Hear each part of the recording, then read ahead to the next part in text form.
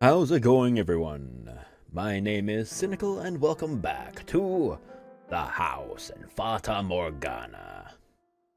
So, if this is your first video watching in this series of mine, and if you want to get caught up before continuing on with this video here, as always, there is a link in the description box down below that will bring you to the playlist that has every video I have on Fata Morgana. So, go ahead and check that out. But without further ado, let us continue for where I last left off, which is apparently right here. We are still in Jacob's little backstory situation going on. So yeah, let's continue. It didn't matter if I came out looking like a loser. It didn't matter if Morgana wasn't interested in me that way. What mattered was that she knew someone accepted her, regardless of her appearance or the things she had been through. And if by some chance there really was royal blood flowing through my veins, then I could make a good on my promise to her and show her the world. I could put an end to her life of poverty and abuse, replace it with one of comfort and wealth. I could buy her even better medicine, something that could actually heal her face. If I truly were royalty, I could do so much more for her. Makes it sound like I want to be some kind of fairy tale hero or something. But honestly, I wouldn't have minded that. If I was going to make her happy to wipe away all her past misfortune, why couldn't I make it a little dramatic? It wasn't usually my style, but in this case, I wouldn't have objected to a storybook ending. Aww, he's a romantic. Had me fooled. God damn. This, though. No, this wasn't the kind of story I was hoping for. Oh, are we about to see what happened here? Okay. Ooh, deep breaths. Okay, let's go. The heavy curtains separating the guest rooms had been torn to shreds, and they were splattered with blood. A man, apparently caught without enough time to defend himself, laid splayed out naked on the bed, his empty eyes fixated on the ceiling. The whole area reeked of blood. All I could do was stare, stupefied, at the carnage. Pure carnage, oh my god. What the hell? Why, how could this happen? My dumbfounded muttering went unanswered, though. The few who were still alive could no better make sense of the incomprehensible massacre than me. The sudden, arbitrary upheaval of our world. The inexplicable, inescapable reality. Shortly after Morgana stepped out, I heard a woman scream from the front of the brothel. Next, a man shouting.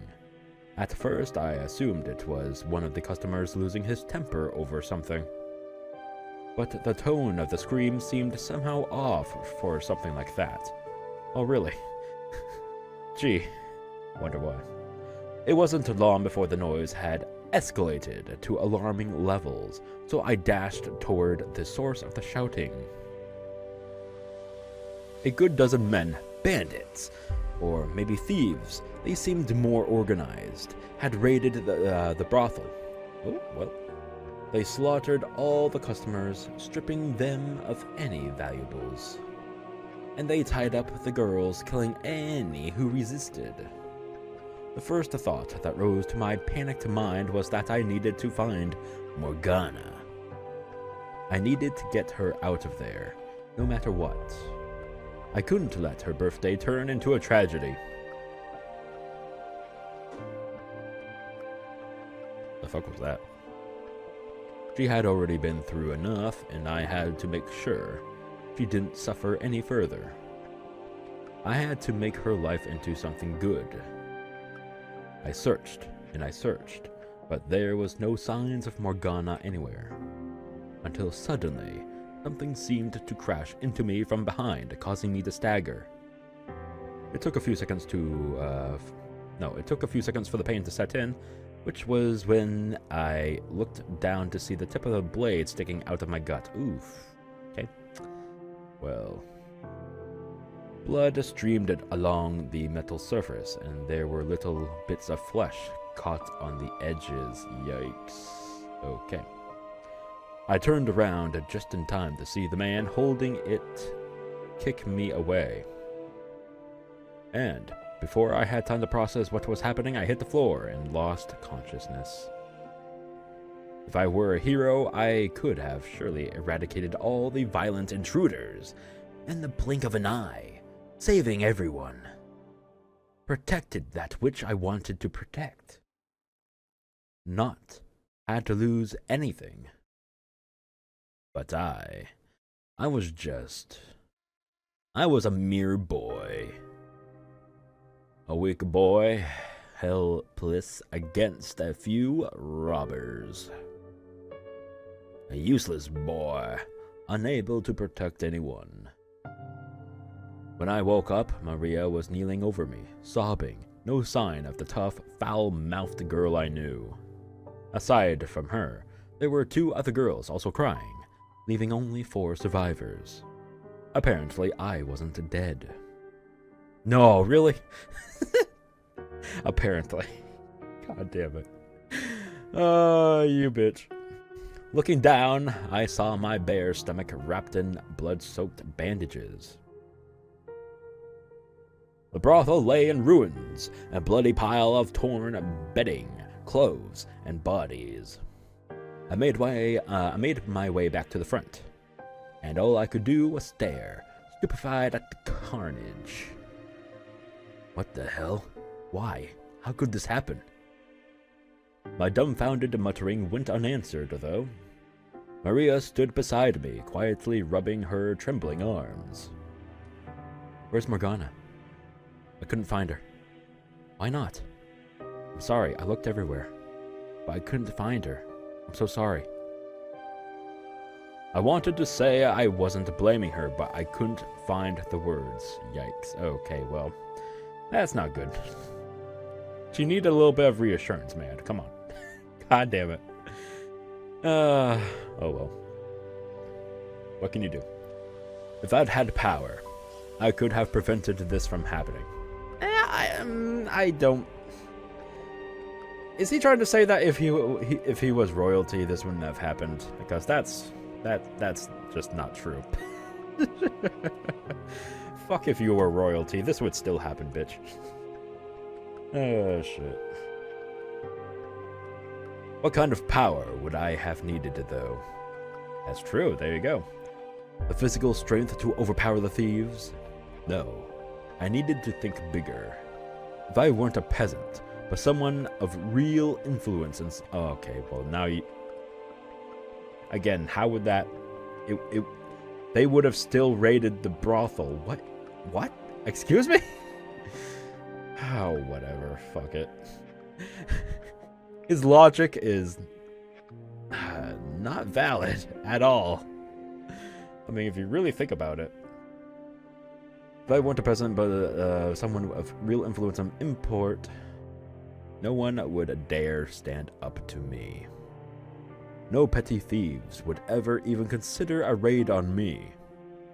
And I would have the power to punish anyone who tried. But regardless, this would have never happened at all. I was supposed to give Morgana a good life. To show her the world. To make her smile. If only I had power. If only. Because apparently... Power is everything. I must seek power. Absolute, unflinching power. Oh yeah. Okay. Sorry, I had to. If I had climbed to the top of the ladder when the chance was offered to me, this all could have been avoided. Again, no. If only I had asserted my place as royalty a month earlier, as the woman who claimed to be my mother had urged me to. I wanted power. The power to keep everything I cared about safe. The power to change this damned world. The power to stop those filthy thieves. The power to keep her by my side. I wanted power. I heard about the attack on the brothel, and that you were hurt. I'm so glad to see you are well. Is this the mother? Yep, okay, the woman.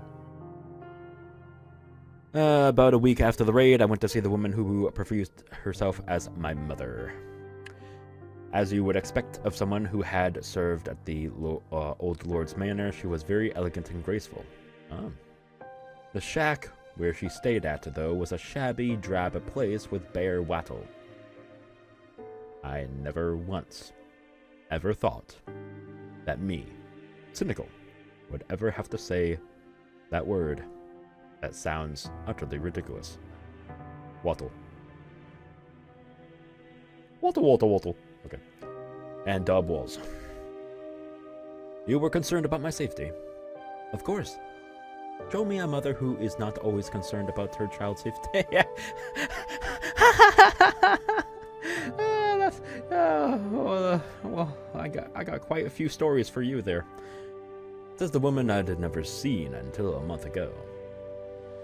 Physical distance has no bearing on a mother's love, she said with a soft smile. Age had clearly begun taking its toll on her, but I could see hints of former beauty. Damn, bitch, you old! Just imagine him saying that. Okay, anyways. If you had gone to speak with the Lord and revealed your lineage when I first came to see you, you would never have been in that kind of danger. There's still time. Go to the Lord's manor. Show him. I'm not really your son, am I? The woman fell silent for a moment, observing me. Oh yeah, I knew it. I mean, okay. I don't even remember ever one line saying, "Oh, she looks almost exactly like me," or anything of that nature. Like, "Oh, she has almost the exact same eyes as me," or "She has a similar nose to me," or any resemblance. Not even an inkling of a resemblance line uttered in this whole thing. So obviously I have my doubts, and I'm hoping this is confirming it, right? She lied? Big old liar? She's just doing a big old scammerino? Is this a scammerino? Is it? Come on. You can be honest with me. Please? Come on. Come on. Show me the goods. What? What the fuck? The woman fell silent for the moment, observing me. I could see the resemblance between us. Oh, okay. You know what, game? You know what? You can kiss my ass. How about that? Huh? Yeah? You want to wait until the moment I say something and then do the complete 180 on me. Fuck you. And with that fuck you, I'm sipping my drink. Thank you very much.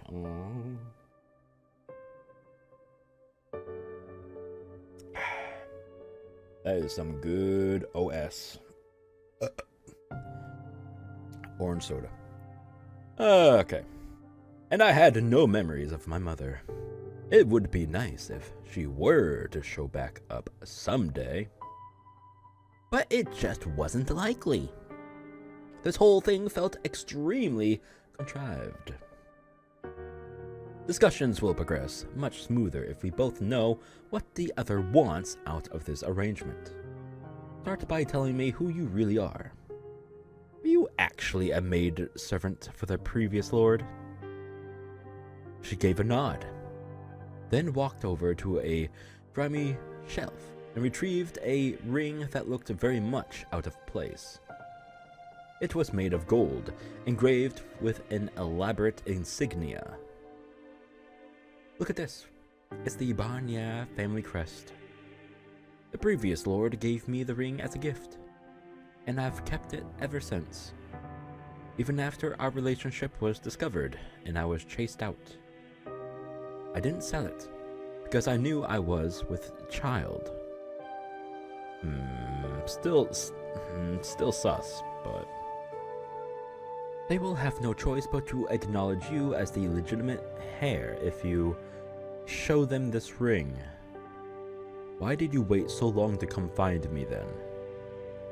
I was afraid they might kill you if I brought you in as a baby. Why were we separated, Misfortune? One day, bandits came and kidnapped you.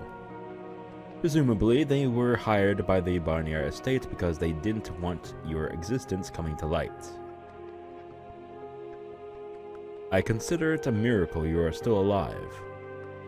I can only imagine the stern look on my face as I listened to the woman speak.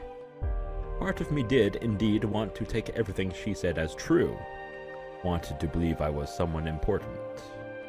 But I couldn't convince myself I had anything other than a commoner's blood running through my veins. It would appear you have done your research. I don't have any other family, to the best of my knowledge, which does indeed make me a good candidate for you to step in and claim your stake on.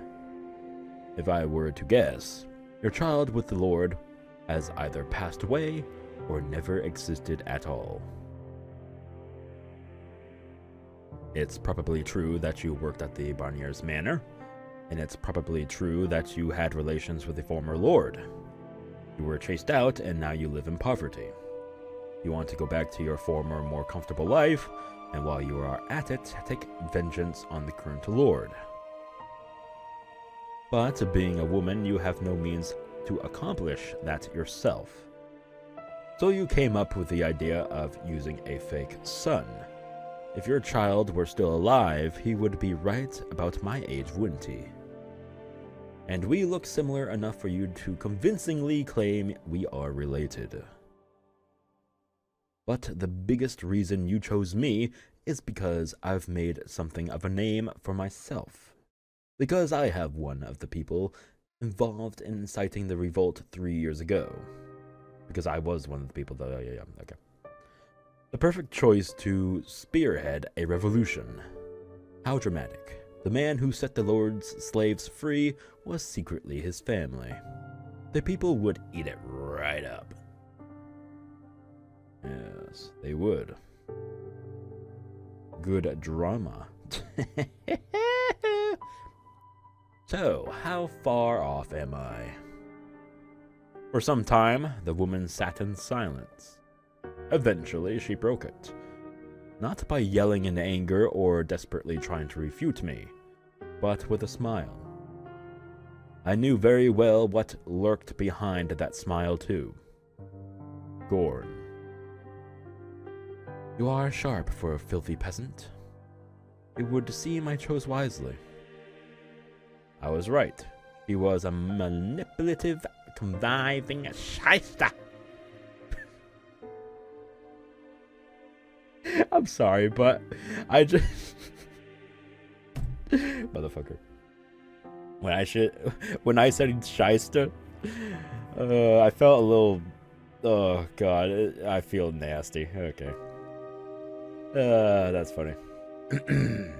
But that I could work with. That fit so much better. I wasn't royalty. I wasn't a hero. I was a filthy peasant. I'm in. Dun dun dun dun dun. Okay. And copyright. Right. The first thing I did after agreeing to work with the woman was not to approach the Lord, but to reveal my false lineage to my accomplices. Oh, okay. They all thought I was joking until I showed them the ring. Then, their dreams of revolution started seeming far more realistic. Maria was the one exception. Not only did she not believe me, she tried to stop me from going through with the scheme. Damn, she got sharp eyes. And intuition. But mainly both, anyways. Haven't you had enough danger for one life? Come on, forget it about all this revolution stuff. We can build up a new brothel and just stay low for the rest of our days. Does that really sound so bad? You are the only friend I've got left, Jacob, she said somewhat desperately. I sympathized with her concerns, but I didn't want to let this chance to gain some real power slip by. I was done having things taken away from me. Ooh. Hear me, my fellow citizens, who live in suffering at the hands of your supposed lord. Within me flows the blood of the previous lord. I am the rightful heir. Behold, the Banya's golden ring, proof that I am of noble birth. Victims of this terrible tyrant, the time has come to start anew, and I shall be the one to lead you down that path. The poor, the hungry, the deprived, all of you, stand with me. Huzzah! Woohoo! Clap, clap, clap. Why did I say clap, clap, clap? I should just do it. Woohoo! Okay. Shut up. A call to arms stoked the flames in the people's hearts. When the assault on the Lord's manor began, they were in an inferno of righteous justice. Oh my god. No one was thinking straight. Of course, I was about the only one with something resembling a clear head amidst the chaos.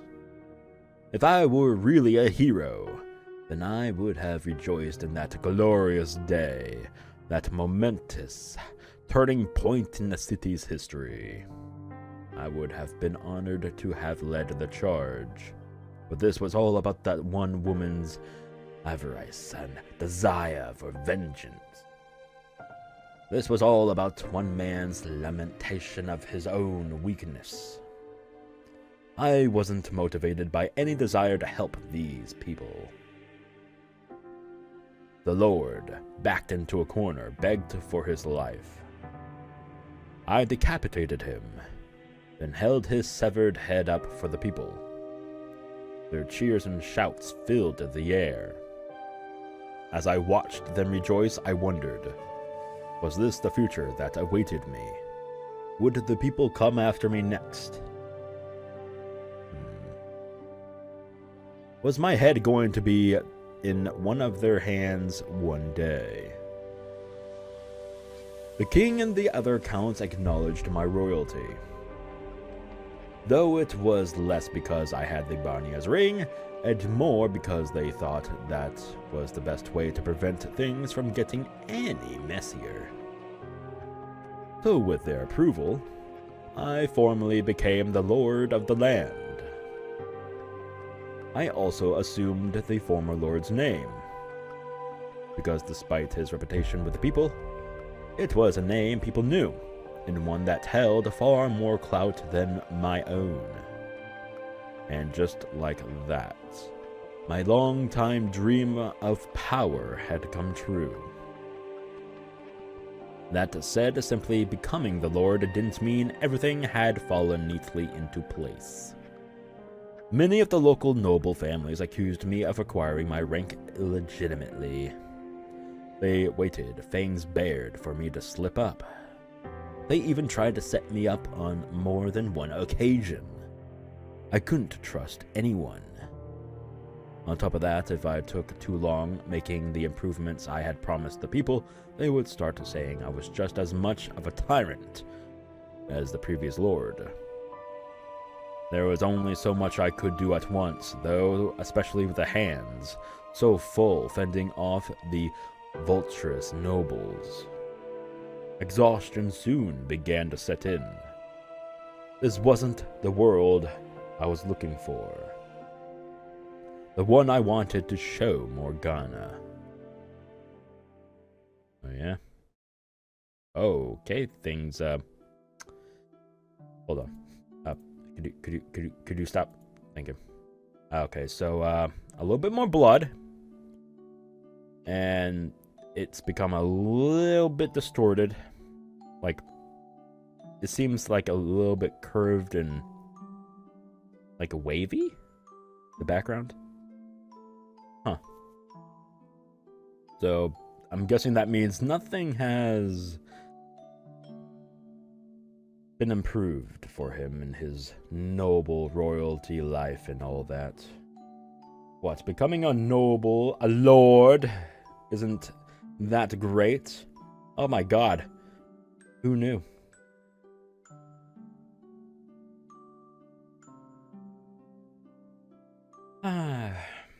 Sad.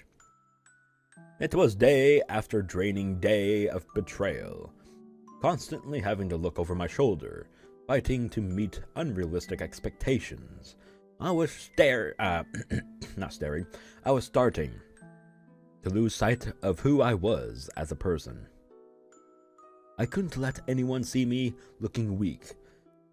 They would see it as an opportunity to take advantage of me, to manipulate me, to eliminate me. I needed power to protect myself from those people. Attaining rank was only the first step. I needed more power. Enough to ensure no one would ever be giving me orders, could ever play me for a fool. I turned my attention first to bolstering the economy. I provided subsidies to merchants in the city. I expanded trade routes. I made it known that people of any skin color, even those not welcome in other territories, were welcome in my land, trying to bring some fertility to the city. Okay, well, that's actually a plus. Not bad, not bad. The previous lord had evidently loved to throw parties, squandering away nearly all the tax money on his own entertainment. If he had left me more to work with, I would have used it to clean up and repair the slums. But for the time being, that had to remain another item on the checklist. Oh my god, he has a checklist to do. Poor fool. Oh my god, I feel sorry for him. I needed more money flowing through the city as a whole before I could make any headway on fixing up the poorer areas. Helping the people who needed it most quickly became a secondary objective. I had a pretty good idea what my former accomplices still in the slums were saying about me. He used us. I could practically hear them whispering. Some of them even started publicly slandering me in an attempt to undermine my authority. Oof. Claiming I wasn't suited to be in a position of power because I had spent most of my life in the slums. It wasn't long before they had convinced the people I was just another tyrant. Ooh. I had hoped that they, if no one else, would have sympathized with my position. Realized that I had every intention of helping them, and that I simply didn't have the resources for it yet. But no one saw what I was doing. No one believed me, even when I tried to explain. In one case, I invited an old companion to my manor to discuss matters, but the meeting only turned into an attempt of my life. Okay, yeah, I figured. Okay. Well, that sucks. Old friend turned enemy? I guess that's the right word. Yeah.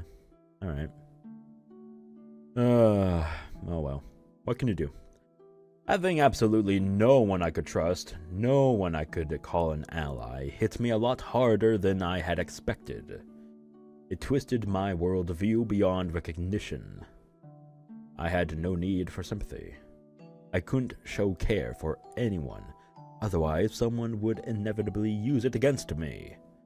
Old friends and strangers alike.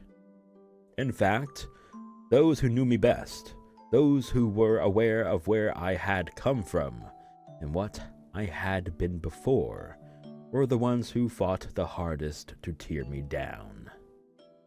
Rules needed to be created. Punishments established. I couldn't allow anyone to take this power from me.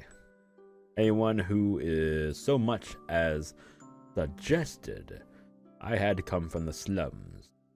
Anyone who dared disrespect me had to be eliminated. All threats exterminated before they could reach me. Somewhere along the line, I had lost sight of my original dream. Lost all my desire to do right by the people I cared about. Hell, I didn't have anyone to do right by anyone anymore.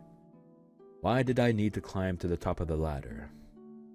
So no one could kill me. Why did I want money? So no one could mock me. Why did I want power? So no one could oppose me. Those answers actually had different, those questions, they actually had different answers before he became royalty, or the Lord anyways. So, that's interesting. That's why they were highlighted like that. That's big. Once he became the Lord, everything changed. Even his viewpoints on, actually everything. Holy fuck. Damn. But still, he had, does he not? No, he knows. He knows the name. I'm still so confused. Why would he do this to Morgana? Does he, for some odd, fucked up reason, does he think, she was coming back to betray him too? Because why would she do that in the first place? I don't know. I'm trying to wrap my brain around the excuse that he is possibly going to give us, but I can't think of anything, man. Shit. 4 years passed, and I found myself in a very, very distant place. Miracle blood.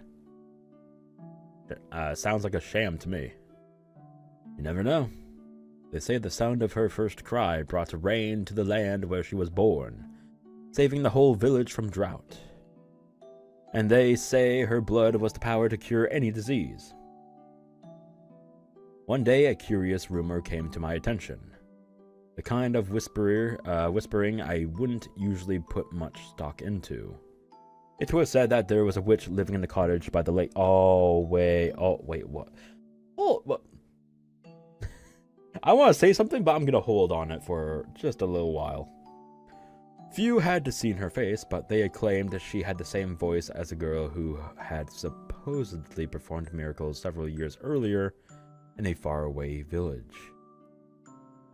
The people loved their stories of heroes and miracles. And if I could show some support for the churches, then maybe people would stop complaining I was focusing too much on the economy. So I devised a plot to capture the witch and make use of her miracle blood. I would establish a new church, have it be run by a nun the city had been fawning over for some time. They called her the Saintess. There I could take the witch's blood and call it a miracle medicine, distributing it in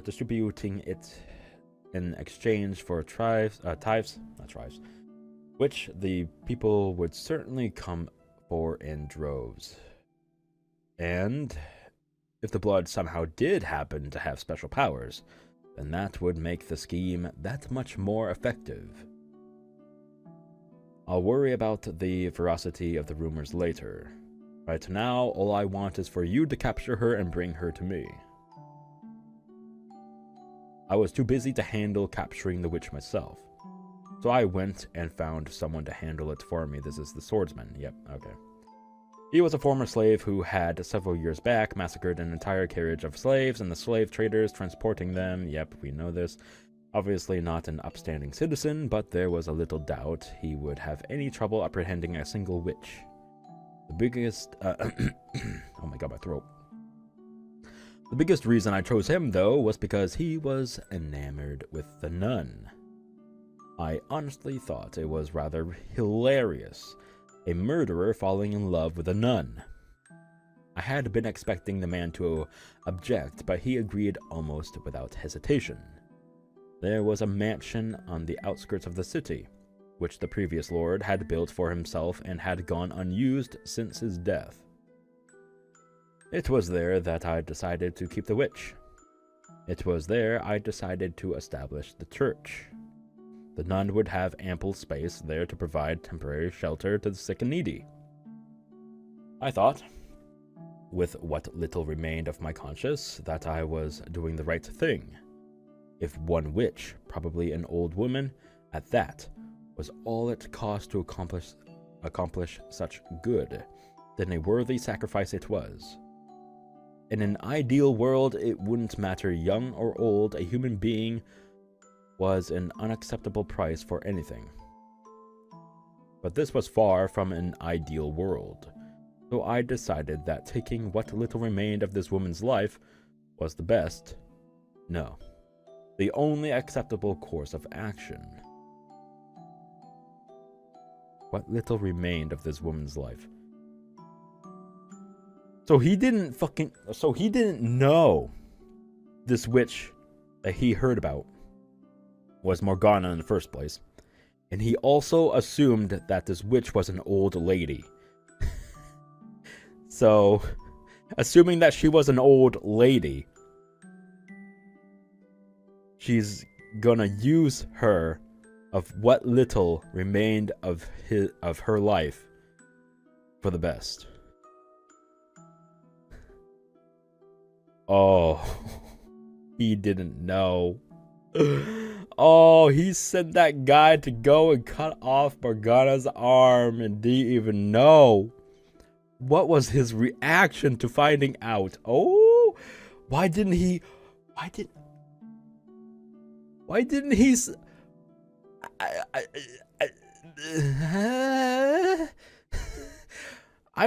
if I could like transform into a something, it would be a giant ass question mark.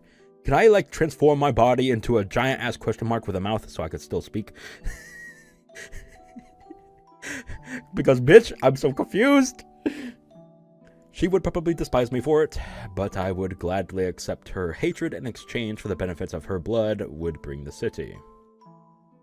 It's our responsibility to offer a helping hand to the sick and the poor, to pray for the abandoned souls. Morgana's words from years back popped into my head. Oh my god. I can't.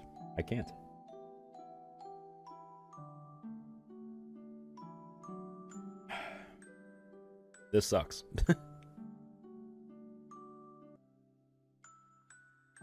Alright, well, anyways. Morgana's words from years back popped into my head. I believed that, as aggressive, self-centered, and utterly lacking in compassion. That's quite a description there. Anyways. And utterly lacking in compassion as my methods may have been, I was following that mantra. I was offering a helping hand to people who needed it in the only way I knew how. I wasn't so dense to think she would approve of me making an old woman pay the price for my charity, though. There it is. Yeah, he assumes. Oh god. Doing this made me no better than a thug. But everything has a price. You said it right there, man. You fucking said it right there. Everything has a price. You doing this it's gonna be the price. Unfortunately, she has to pay that price as well. God damn it. For every extravagant feast held, a dozen people go the night without food. That's simply the way of the world. I was no god. I was no saint. I had blood on my hands. I was a villain. I knew no way to accomplish good without doing bad. After the swordsman departed, I took some time to myself. I filled a goblet with water, smelled it, then gave a bit of it to my pet dog before gulping down the rest of it. What the fuck? Are you still out there somewhere, Morgana? Well, you could ask her in a little bit. Oh boy. What would you think of me if you saw what I had become? Oh, buddy. Oh, buddy, old pal. Sweetheart. Several days later than originally planned, the swordsman finally arrived at the mansion. Oh, I cannot end it now. I really want to end the stream right now. Not stream, video. But this moment that's about to happen. Some people call this like a climax of sorts. Oh, baby, it's much, much more. Oh, shit. I had chosen the observation tower on the grounds for the witch's prison, and it was there I waited for him. Oh, perfect. Right there and then, his eyes go wide. He showed up with a burlap sack swung over his shoulder, setting it down on the ground and saying, "There's your witch." I could only hear muffled grunting from inside the sack, but it didn't sound like an old woman inside. The man's clothes and the bag both reeked of blood. Tell me you didn't harm her, dog. I smell blood. You only instructed me to not kill her. Mistakes were made, limbs were lost. I cleaned up all the blood I got on me. No one suspected anything. That you were able to immediately recognize it was the smell of blood says quite a lot, Lord. You have killed before, haven't you? Enough yapping. She is alive, yes? Of course. I felt a tinge of guilt for the woman, but it didn't last long. Her role in my scheme and the fate that awaited her was the same regardless of the condition she arrived in. I tossed my gaze from the man to the bag. He crouched down to untie it, revealing a young girl with one arm severed. As soon as I saw her, I knew exactly who the girl was. But why? What was she doing in the bag? Why was she the lakeside witch? What was she doing here? Why was she so pale and shaking? Why had I ordered her captured? How could I have done that? How could I have let this happen to her? Morgana. Oh, the music. Woo! It just got me shivery, baby. My voice was hoarse and rattling. She looked up at me, her voice just as disfigured and hideous as it had been 4 years before. My mind flashed back to her birthday, to when I had considered offering to take her as my lifetime partner, if her face hadn't healed in 4 years' time. That's...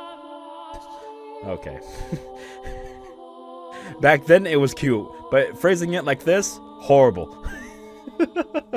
Assholish. Holy shit.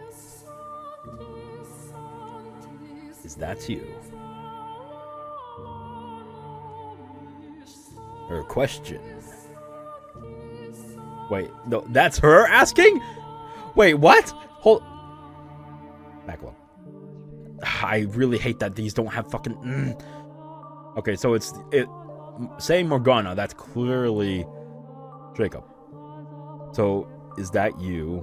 Question mark. That was her.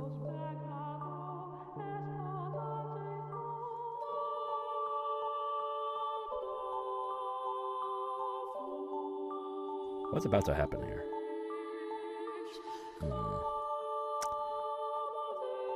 Oh, okay. I really want to stop right here for a giant ass cliffhanger, man. Oh, it hurts so bad. Should I do it? Should I do it? Should I? I'm asking, should I? Even though I'm saving right now. And I'm very much clearly doing it anyways. Cliffhanger, bitches! Oh yeah! Hate me or love me, but I don't give a fuck! Okay, anyways. 45 minutes is a good cutoff anyways, so, nah. Anyways. Oh, that was good though. Oh, big ass cliffhanger. It's about to get juicy. It's about to get all messy. Magnificent. Whew. Okay. Woo. I'm smiling. I don't know why. It's kind of fucked up, but in a funny way. Not in a funny way, but you know why, right? I mean, we're getting into the big part, man. I'm so happy to finally get some answers. Hopefully, like, right? I mean, if anything, like, the most logical thing he could do was release her right there, right then. But no, he doesn't. Oh, no. He does not do that. He keeps her there. He fully goes ape shit. And he fully just continues with the plan, the scheme of trapping her there, abusing her, torturing her, using her blood as a miracle thing. And yeah, he like... Maybe he flipped a switch in his brain and like shut off all receptors of past romances and sympathy and any of the sort, you know, like went full on asshole mode. You know what I mean? Maybe he just flipped a switch in his brain to shut off all that emotion, you know? Maybe that's it. I don't know what's about to happen, but we will see in the next video. Woo! Again, I'm smiling. I hope to see you all next time. By the way, if you did like this video here, and if you did like the lead up to that little ending I just gave you, please leave a like, share the video, and subscribe to the channel if you haven't already. Come on, you should. We're getting into the good stuff, right? Come on. Press that button. Click it. You can punch it if you want. You can even lick it. I don't give a fuck what you do to it. Just do something to the subscribe button, man. Goddamn. And stay tuned for the next Fata Morgana. Alright? Love you all. Okay, I'm tripping. Get the fuck out of here, all of you. See you next time. Bye-bye.